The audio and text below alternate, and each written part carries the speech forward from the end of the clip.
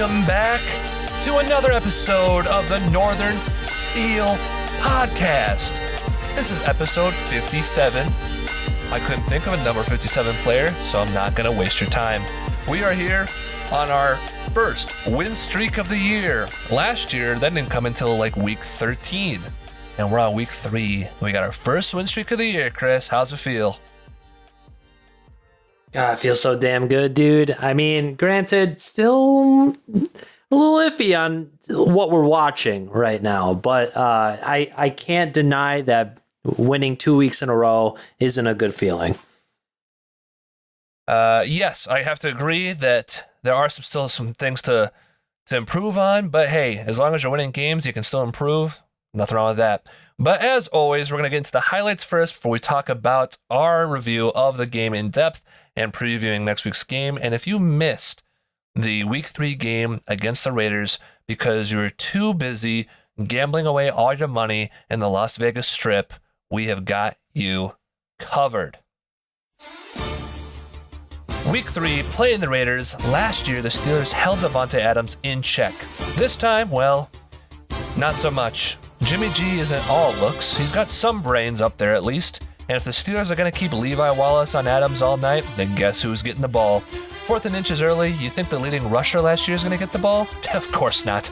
Now when Davante Adams is wide open again for a Raiders touchdown. This starts to open up a lot of questions. Will this be a long night? Are our cornerbacks bad?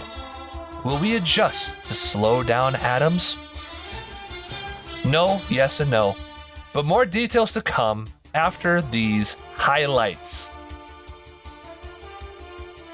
Steelers find themselves in a 3rd and long situation. Kenny, tired of being slandered by the media, turns all of his frustration into power and launches a deep ball to the messiah of the short kings, Calvin Austin III. Flag on the play, but Kenny stares down the ref, points at him with his little hands, and in classic white guy fashion says, "Watch it, buddy," putting maximum fear in his heart. Flag goes to the Raiders. But what a dime. This is perfectly placed, and also, what a route by Austin, who I imagine ran right underneath the legs of his defender to get open. He may be 4'11", but he can play. On the following play, TJ Watt goes against the tackle, and he gets a sack like we know he can. Up to 5 on the knee already, golly. On the next possession, we're trading sack for sack. TJ Watt first, now Max Crosby. TJ Maxx, he's my favorite store, not really. But on the Raiders' following possession, it's 3rd and 1. Jimmy takes the pass and wonders who he should throw to. He scans the field and remembers, oh yeah, I bet Davante is wide open. And he is for a big gain. Later in the drive, Raiders are passing again and again. I don't know if he forgot Davante's on his team, but he decides to throw to somebody else for once and is picked off by Levi Wallace. Levi happy to get a break from getting torched thus far, and Raiders happy they got rid of Derek Carr for a more attractive Derek Carr. This sets up Boz for a field goal, which goes right down the middle, of course. The Steelers are now up by 3. On the Steelers' next possession, Kenny rolls to his left. The routes are absolute garbage, but at least one of them is good, and he finds George Pickens on the sideline. He gets up and starts talking trash to the Raiders coaches. I don't know what he said, but based off the coaching decisions later, it's probably deserved. This again sets up another Boz field goal, and again, it's all money, baby. Yet again, on a 3rd and long situation, the trademark continues as the Pickett to Pickens connection grows, and the number 1 issue, George Pickens, turns on the Jets and picks up a huge chunk play. Unfortunately, Steelers have to settle for the field goal as the Wizard of Boz places the 57-yard attempt easily through the uprights. Steelers on top, 16-7. And here is where I start getting annoyed as Jimmy G throws the ball to what felt like the only receiver on the Raiders, Davante Adams, as they try to keep the game moving, gain some momentum before half.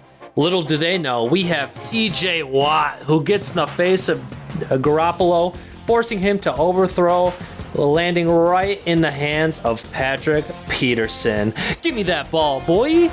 Steelers actually putting together the best drive of the season. Decisive plays to Pickens, screen to Warren, strong throws to Freiermuth over the middle, and here is Najee getting in on the action for 15 yards. Took a shot at the end of the play, but he's going to be okay. This actually spectacular drive ends with a beautiful play action rollout to the left where Kenny Pickett throws an absolute dime on the run to a wide open Pat Fryermuth in the back of the end zone. I don't know what happened this drive, but Matt Canada, more of this, man. You were cooking. You'll be hearing a lot less Fire Canada chants if so. Don't get it twisted though. You were far from perfect this game. I'm still in your ass, boy. Just letting you know, the Steelers are rolling big time. After sitting a little too comfortably being up by 3 scores, in classic Steeler fashion, we have to let the other team start creeping their way back in as the Raiders start to get sizable gains and large amounts of momentum. And wouldn't you know it, haven't heard his name yet, Davante Adams catches the ball and finds his way into the end zone. I sure don't see the Steelers letting him do anything else moving forward.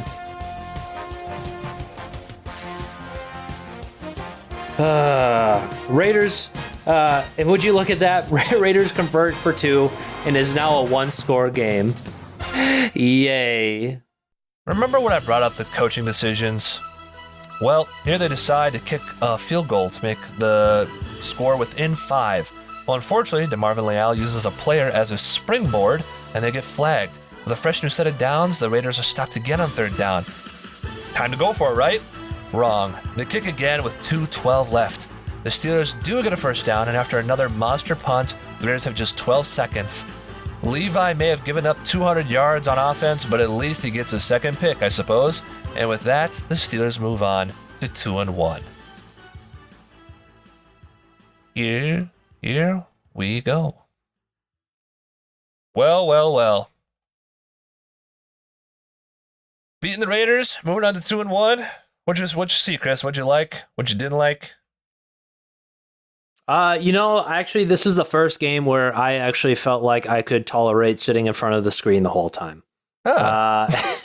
Yeah, it again was not the prettiest game. Obviously, we have the hardest time putting away teams at all. But we took a sizable lead. There was a lot of progress and improvement on the offensive side of the ball, which was really nice. But again, I don't want to sugarcoat it or anything. There were still a lot of things that need to be addressed and worked on. The offense is far from, where we want them to be. And even defense, they come through with the turnovers, but my God, can they not let up 1,000 yards every single week? Yeah, let's talk about some of the things that we had brought up going into the week, right? We didn't have high expectations for the offense. I mean, they did only score 23 points, but we did hope that we're kind of looking for Kenny's first multi-touchdown game of the year, of his career, actually, and he got it. 2 touchdowns, no picks. Granted, Marcus Peters did drop a pick 6 that was in his hands off a miscommunication between him and Hayward, but no picks, 2 touchdowns. Decent job moving the ball, decent job scanning the field. I thought he got more comfortable as the play went on. He looked very panicked again as the game started. But to be fair, man, like we talked about, the line needs to improve, and the line still is not holding up their end of the bargain that we've been sold over the offseason.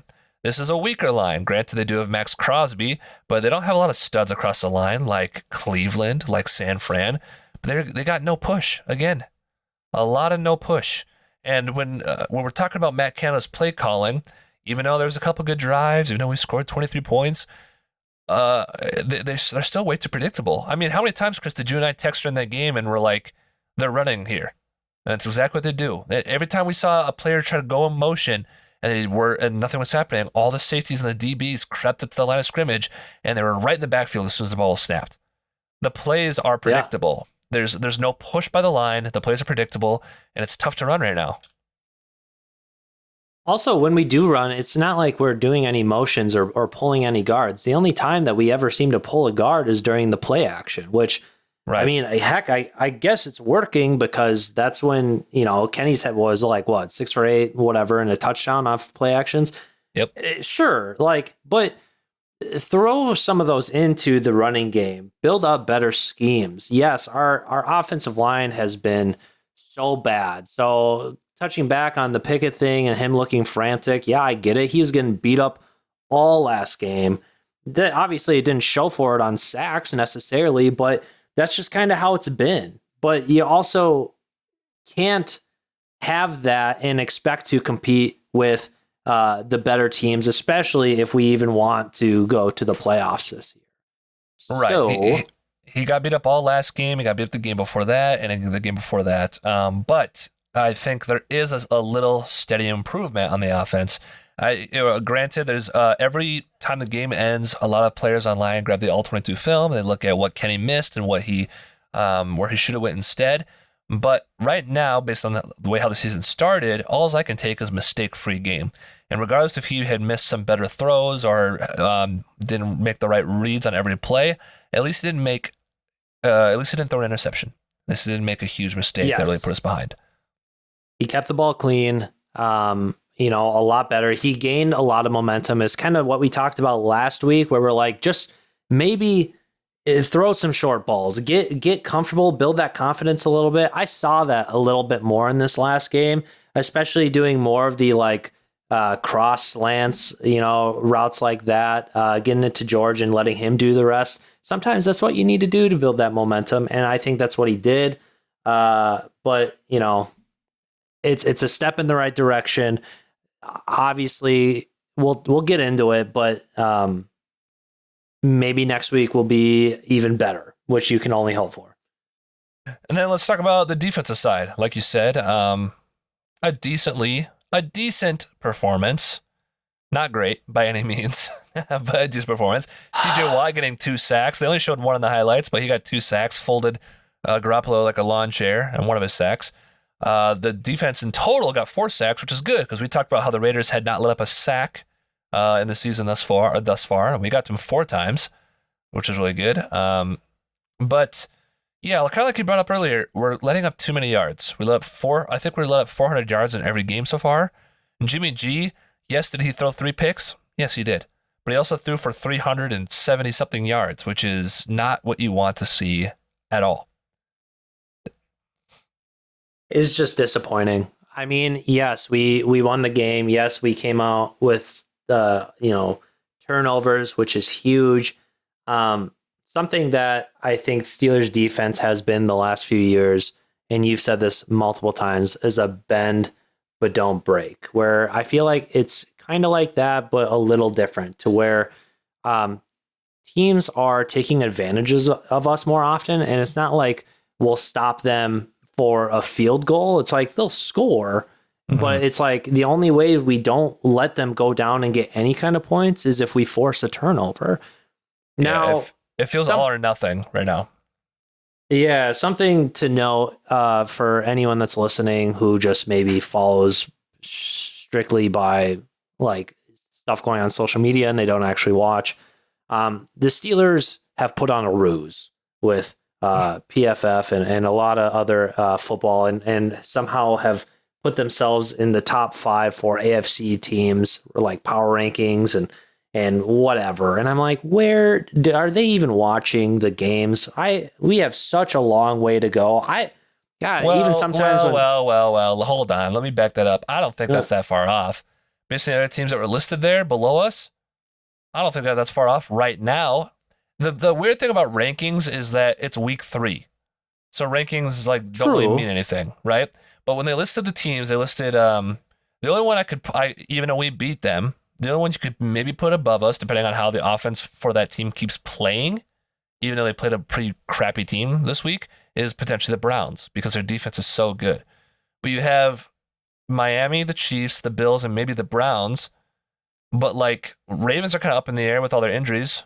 So maybe you put them instead if you want to put us in front of the Browns. But one of those two is going to be behind us.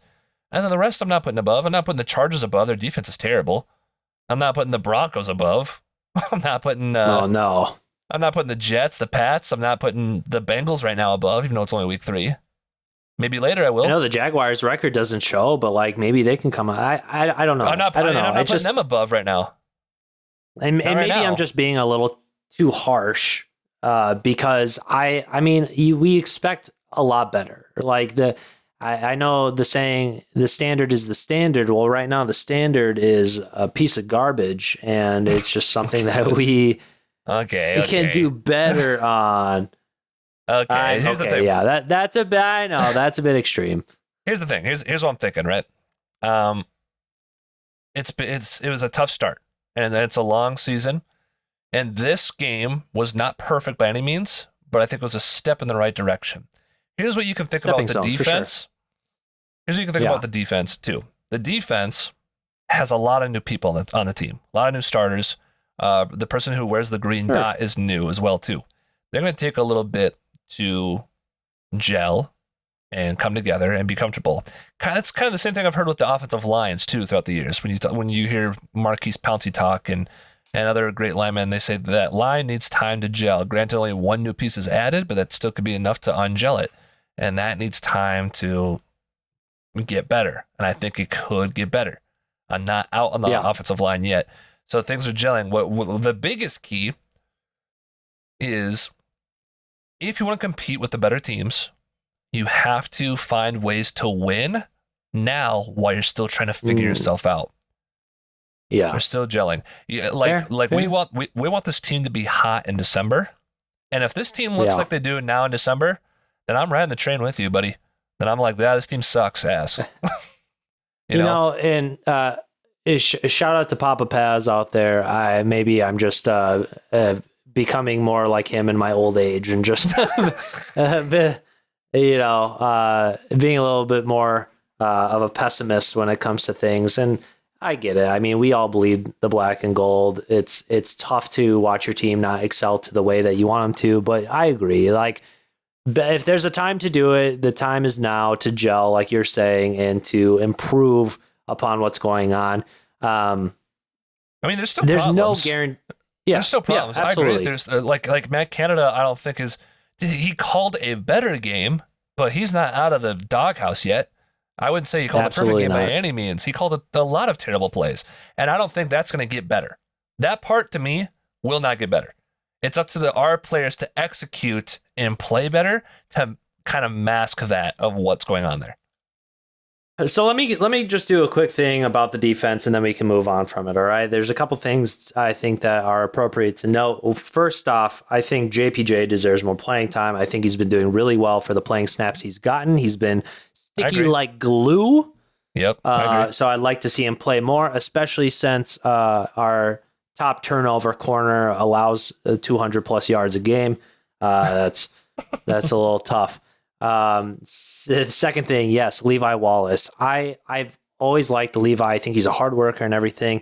It's just not his year coverage wise for people to for him to stop so far. And granted, he can get better at it. Maybe it's looking like a Trayvon Diggs from like his 11 pick season where he let up 1,000 yards, but still had 11 picks. I don't know. I'm just trying to look at it optimistically. I think Keanu Benton showed out, got his first sack last week. Shout out to New. That was huge, and what a swim move that was. I had to watch that a couple times, but it was beautiful. He got out there, didn't even give Jimmy G a chance. I love watching him out there. I think he's going to make a difference, obviously, and big shout out to our guys on the edges, TJ Watt and Alex Highsmith. Highsmith hasn't been as high on sacks this year, but he's definitely getting to the face of quarterbacks and making them think twice. Sacks will start coming. I truly believe. TJ's just a freak, though. If they play the way they do, sacks will start coming this week, and we'll get into that in a little bit. TJ, Offensive Player of the Month. Congrats to him. Or defensive, sorry. Defensive? I mean, it could be offensive. Scores a touchdown. scores as much touchdowns as we scored. So, but yes, defensive player of the month. He's on an insane run right now. So, good for him. Congrats to him. I also got to give special shout outs to special teams. Presley Harvin, who we've been on his ass as well as other fans. My boy. Punted really well last week. Punted really well again against the Raiders. He's doing really good. And also Boz, man. He's money right now. And it's funny because I'm not trying to jinx anything. This is already out there. So if this does jinx it, I didn't do it. This is already out there. But don't look at me. But people have talked about, I joked with somebody about this because Boz had a rough year last year. And if you go statistically, the last time he had a rough year was the year that he got paid. And last year was the year he got paid.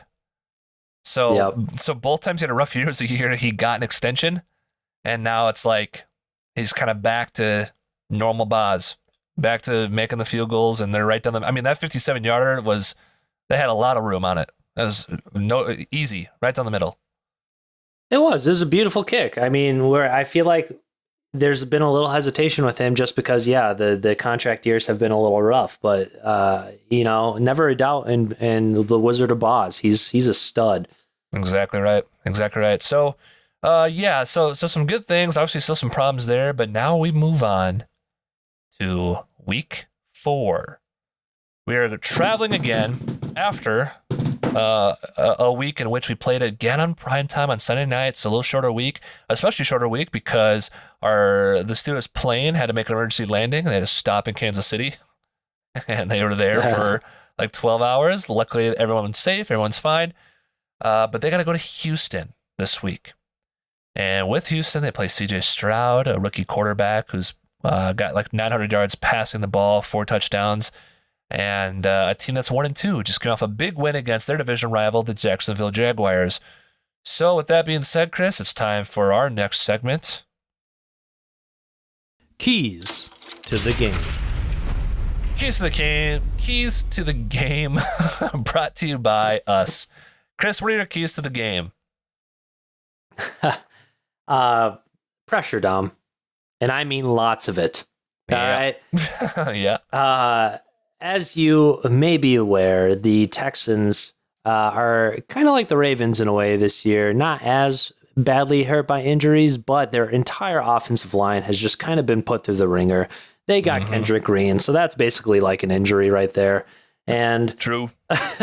But I'm pretty sure they're without both their starting tackles this upcoming week, which is huge. They are. They have, if I remember correctly, and I'll try to find the tweet if I can, not to cut you off, but I'm pretty sure they have their third string left tackle playing, their third string left guard playing, which is Kendrick Green, their second string center, and their second string right tackle. That's who's playing. First string right guard. That is who's playing for their line. No one's getting through that right guard. I'm just saying that right now. Like, that's a first string player right there. But for real, pressure is easily the number one key to this game. CJ Stroud has been looking so good, I would say, for the most part. You know, he's getting balls out there. He's not afraid to take the shots. He's thrown for over 900 yards in his first 3 games in the NFL. By far the best looking quarterback rookie coming out of the draft. The thing is, I feel like we coach very well against rookies as history shows, not ideal time to not prepare for this challenge. Just because there's a lot of injuries on the team doesn't mean we shouldn't be working our butts off to just kind of take advantage of the game.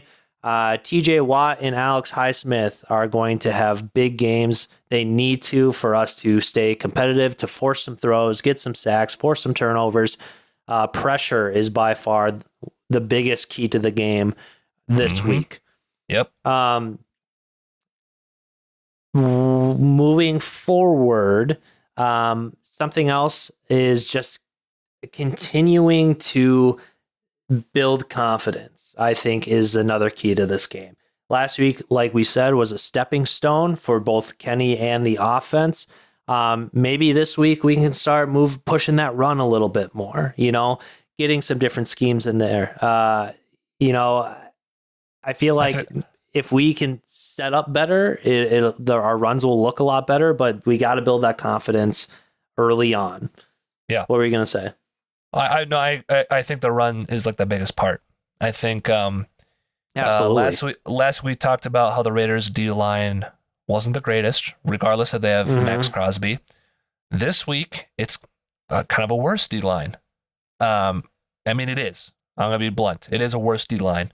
They have Will Anderson, but he's a rookie, and that's about it. And like the O line, you gotta find some push against this kind of line because you're not finding it thus far.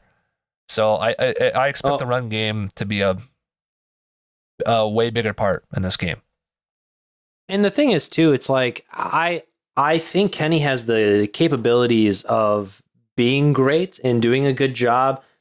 I think we're also throwing him way too many times in the game. Last week was his lowest attempts for the season, and he threw still just under 30 times with 28. All right. Mm-hmm. Not saying that's a bad number, but at the same time, like still, he's only completing maybe 55, 60% of his throws and everything. So Right.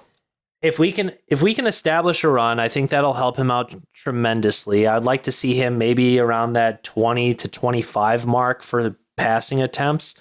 But yeah, let's establish a run game on offense, build some confidence in that aspect of our game, and try to keep moving forward. Yeah, totally. Do you have any more, or is that it? Honestly, that's about all I got for keys to the game.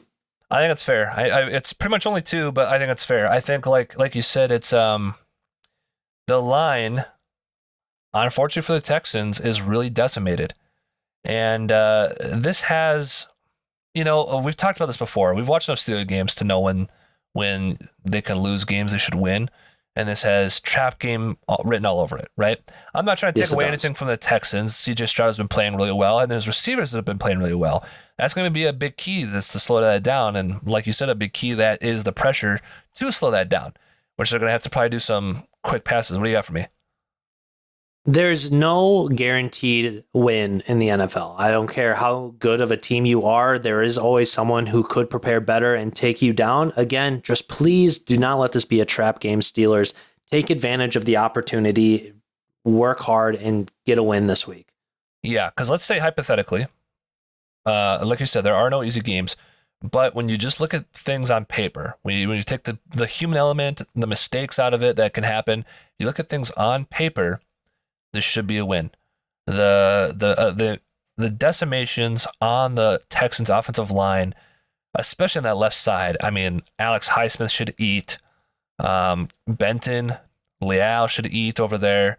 Ogunjobi, if he can still play, he can take care of that right guard, the center area. TJ Watt should do TJ Watt things. I mean, if he didn't get a sack, I'd be shocked in this game. The thing is that the linebackers and the safeties and quarterbacks, they got to hold their ground. What I imagine that the Texans, how they're going to start the game off is with a quick passing attack. Slants, outs, curls, quick. Get the ball to CJ Stroud's hands quick. You got to adjust. You have to adjust, and maybe that's a good time to play JPJ because he's a better man corner. And you need someone to stick on those receivers because I imagine that their way around it right away is going to be throwing it quick. And if you can kind of take that element away and make them hold on to the ball for a little bit longer, pressure's going to get there. It will get there. Yeah. That's going to be huge. Offensively, like you said, I think the D-line's not that good. The offensive line's got to get together. They got to make a push.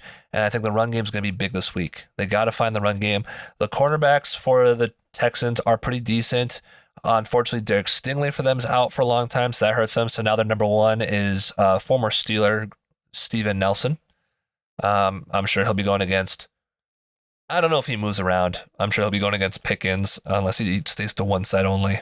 We'll find that out. But kind of same situation in the middle of the field is good. Fryermuth, slot stuff in the middle of the field, kind of same situation, right? But Pickens has been playing really well regardless of who's on him. He's been getting guys on Denzel Ward and on Marcus Peters. It doesn't really matter who's on him. So, but I still think the running game is the biggest test. The thing is with this game is like we're sounding like a broken record here, you guys. There is no easy win, but you have to win this game. You have to. If you want to compete with the best teams, and we're talking about gelling and getting better as an NFL team, as an NFL unit, you have to win this game, and you have to improve while doing it. Especially and not trying to look ahead past the Texans and just assume it's a win. But the week after that, we have one more game before our bye week, and that's against the Ravens, I believe. Yes. So you got to win. You got to get ahead on these games. And then, I mean, that's a toss-up, which any divisional game in the North can go either way. So, but the more you can build confidence in a game like this, that sounds the better. And it sounds egotistical because when you say building confidence, that means you're already assuming you're going to win. But I think you have to have that mindset, and not in a I can take it easy, in a I have to try really hard, like you said. Luckily, when the past when we've lost these trap games, I think it's because the offense and Ben and everybody else is kind of taking it too easy. But are you telling me you don't think T.J. Watt and Alex Highsmith want to break a sack record in this game? Of course they do. Right. They're not going to take it easy. I think Alex Highsmith has 1 sack right now. I think he'd love to get like 3 and catch up on it. He's not going to take it easy. He'd love to get as much as he can get. TJ Watt's already at 6. He's going to want more. Why not? I think they're not going to go easier because the line is easier per se. They're going to try and get as much sacks as they can. I know it's really highly unlikely, but could you imagine if TJ broke the 10 mark this week or got into the double digits? Yeah, it'd be crazy. I know, because I will never predict anything insane like that because I think it's kind of like asinine to predict something insane. Absolutely. I totally agree. Yeah. But I think, but I've seen some tweets where people are like, the most records in a game, or the most sacks in a game by one player, I think is 8. And they're like, and TJ could break it this weekend. And I was like, No. I will never predict anyone to get 8 sacks in a game. Get real. I'll never. And predict bro, that. I look at someone getting 3 sacks, and I'm like, what a game this dude had! Like, Totally. unbelievable. And I know TJ has gotten 4 before in a game. That's the only reason. That's probably the only reason I've said it. If I've never seen a player do it, I'm not going to be like, yeah, he's getting 7 sacks this game. Totally. By far. Totally. But 4 is I wouldn't say reasonable, but it's like, I'm not going to predict it. I know you're not either, but like, it's attainable with how crazy this line could be. I mean, as far as team sacks go, it could be a high amount. Team sacks could be 8 to 10 if they're playing as hard as they can, and we know they can. If they're playing as well as we know they can, it could be that high. But they got to play mistake free. They got to win the game. Chris, you want to give me a score prediction for this one? Yeah. So I think that we're going to be improving a little bit more. I know we scored 23 last week. Let's go with like a 26 to 9. Wow. That's funny because I've already thought about my score. I already have it in my head. Yeah. And same reasoning as you. No wins are easy, but they should win, in my opinion. They should be improving. So I'm going to say 27 to 13. And defensively, that's steady improvement as well, because defensively, they give up 30, 22, 18, 13. So steady improvement on both sides. But that's our prediction. We'll check you back next week. Talk about it, see what happens. Let's go on to some big news. Everyone's talking about it, Chris. Taylor Swift and Travis Kelce. Oh, God. Can we not? I'm just kidding. I was like, oh, this is a surprise. What's happening here? No, I was also, here's my only hot take on that is I think it's really good for the game of football. I think a lot of people a lot of Swifties are trying to learn football. I think they're more interested in learning football. And I see the trend online. The joke is that she put them on the map, and a lot of football fans get really upset. As an avid football fan, as a football watcher, here's my hot take. I agree. She is putting them on the map because everyone in the sports world knows who Travis Kelce is. He's great. But Taylor Swift is known worldwide. And I've seen comments from people in Peru, in Brazil, and other countries who are now learning the game of football just because Taylor Swift is dating a football player. His jersey sales increased by 400%. His followers increased. I mean, sports fans know him, but now everyone's going to know him. For good or for bad. But the good part of it is I think more people are learning football. I will have to say, yes, I do agree. And it's not only Taylor. I think Taylor was kind of the icing on the cake as far as getting more of the world involved in football and more of a feminine culture in football, and my wife being one of them. But the world of influencers is insane. I'm sure you've heard of Isaac Rochelle. Yes. He plays for the Raiders. My wife's a big follower of. He does not. Well, I guess he's on the practice squad. Let me take that back. No, he got elevated for last game. Well, he played last game. Okay, sorry. I guess I was going from the past because I saw that he got cut and then got on the practice squad, but he got elevated last game. Sure. Sorry. So he's actually been elevated 3 times, so now he's on the 53-man roster. All right, good for him. Yeah, but his wife, Allison Kutch, is an influencer. That's the only reason my wife knows who Isaac Rochelle is. But most women know that. Yes, exactly. Big week for them, and I think Taylor's just kind of icing on the cake. So I love it. It's good. My wife actually wants to watch some football with me now, which is great. And she asks questions, and she's like, "Am I annoying?" I'm like, "No, not at all. Ask me all the questions in the world. I love it."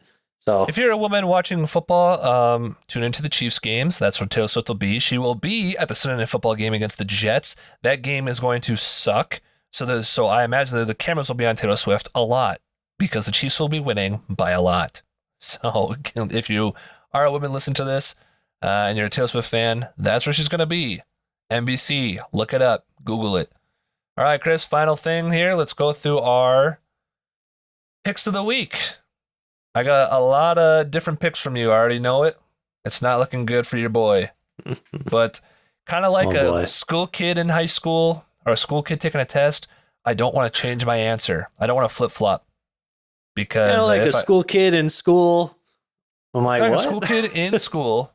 I don't want to change my answers because I'll be really upset if it goes the other way. But I don't like my answers. It's just a gut feeling. And last time I had gut feelings with you, Chris, I got a bunch wrong. So here we go. This is my time. Lions at Packers. Lions, baby. Yeah, here's Dominic's first gut pick. That's terrible. I'm going Packers. I don't know why. Gross. Falcons at Jaguars. Jaguars. London. Jaguars indeed. In London, catch that game on Disney Plus, remodeled for Toy Story, played in Andy's room. That's how I'm going to be watching it. Absolutely. We are not sponsored by Disney Plus. That'd be sweet if we were. We are too poor to say we're sponsored by Disney Plus. Next is Rams at Colts. Rams. Going Rams as well. Ravens at Browns. I hate to say this, but probably the Browns because their defense is insane. Yeah, let me tell you guys something. I would love for the Ravens to win this game, but I also am going Browns. Browns defense is really good. I'm sorry, Steeler fans. Right now, their defense is better than ours. Our defense has more splash plays. Their defense overall is a unit. 94 yards and 3 points to the Titans. That's 2008 Steelers numbers. Let's get real. Yeah. They're a unit. So unfortunately, Browns, but I love a Ravens win, and I would love to be wrong. Vikings at Panthers. 2 0-3 teams. And Kirk Cousins is playing out of his mind and is an 0-3 quarterback. They got to win if they want to stay competitive in the North. I'm going Vikings with this game. Going Vikings too, but if they lose, and then next week they play the Chiefs, and they will lose that one, be on the lookout for trading Kirk watch, because I think it could happen. And then the Vikings tank for Caleb Williams. That's just a theory, a game theory. Not sponsored. Bengals at Titans. Bengals. Titans are awful. Yes, they are. Bengals aren't that much better right now, but I'm going Bengals. No. Bucks at Saints. I'm going Saints. Do this right here. For those listening, I just ate a W. Jameis Winston, Saints getting the win. You got to lick that W clean, dude, like he does. I will. That's on our OnlyFans page. You got to pay for that. Sorry, exclusive. Dolphins at Bills. Don't say the other team. Dolphins are on fire right now. You know what stat I saw today surface my screen? What was that? They have scored 139 points in 3 games. And I was like, wow, that's a lot. Like anyone would think. Then the thing next to it said second most all time. Second most? Yeah. Well, I was assuming from like the 40s or something. That's a 70-point game and two 30-plus point games. No. And They that's didn't second. have the second week. They scored like 17. Doesn't matter. They have 139 points after 3 Yeah. weeks. Yeah, I suppose. I'm just telling you the averages. Yeah, I suppose. Yeah, I I want to suppose. know who that team was. It was probably the What? Steagles of the 1930s. That's what I was gonna say. It's probably like a 40s or 50s team when defense wasn't invented yet. My God. Well, yeah, like you heard Chris's just rant. How could you not pick the Dolphins? Well, I'll tell you how. I'm not going to. I'm gonna pick the Bills in Buffalo. Yeah, that's Here's fair. the thing. I don't know. It's a feeling. I think it's gonna be a really, really close game. The Dolphins haven't played a defense like the Bills yet. The Bills are steadily scoring 30 points a game right now, besides their first matchup against the Jets. And I think everyone's going to pick the Dolphins because it just scored 70 points. That's a good time to come back down to earth and not do it again. So I'm going to go Bills. Best game of the week, Broncos at Bears. Two absolute brick houses. Broncos gotta win this one, don't they? I said I would never pick Broncos again, and this is my second time in 4 weeks I'm picking them. I'm also picking the Broncos because the Bears just look that bad. Yeah.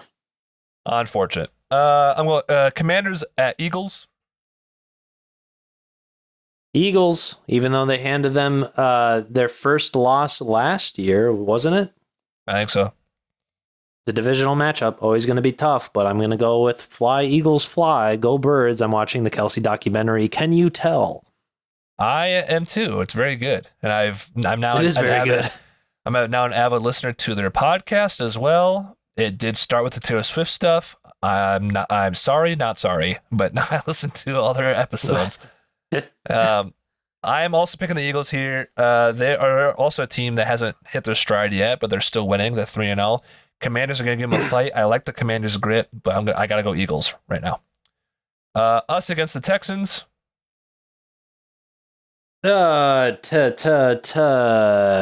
Today, I'm picking the Steelers. Yeah, me too. Raiders at Chargers. Chargers. Picking Chargers. Please don't trade Devontae Adams, and if you do, don't trade him to the Browns. Thank you very much. Cardinals at Niners. Niners. Niners indeed. In a rout, probably.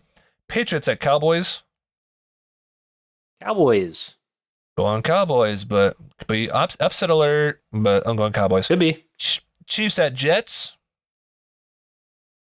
Chiefs. Dom's picking the Jets. Yeah, who cares? Taylor Swift will be there. Just kidding. It's Chiefs, obviously. Could have been a good game with Aaron Rodgers playing. Not anymore. Seahawks at Giants for Monday night.